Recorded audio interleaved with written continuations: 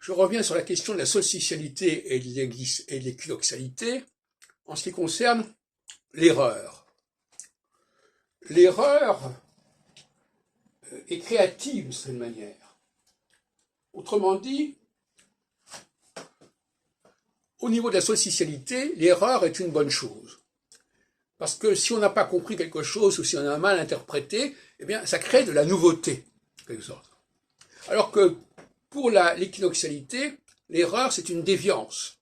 L'erreur, c'est une corruption, c'est une altération. Donc là encore, les valeurs ne sont pas du tout les mêmes, selon les phases.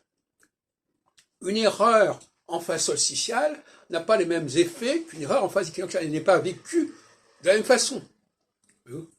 Voyez-vous, vous avez compris que dans mes propos, je distingue toujours la différence spatiale entre les hommes et la femme et la différence de temps entre la phase équinoxiale et la phase solsticiale. Si on veut mélanger tout, ça ne va pas.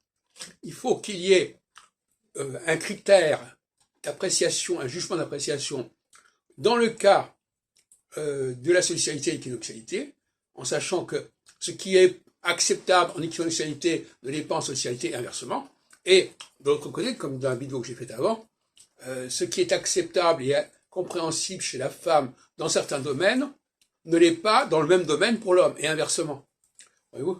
Et ça, c'est une gymnastique qu'il faut accepter de comprendre et qui met évidemment à bas toutes les théories sur le fait que les hommes et les femmes fonctionnent de la même manière ou que nous vivons dans une sorte de monde intemporel où il n'y a pas de cyclicité.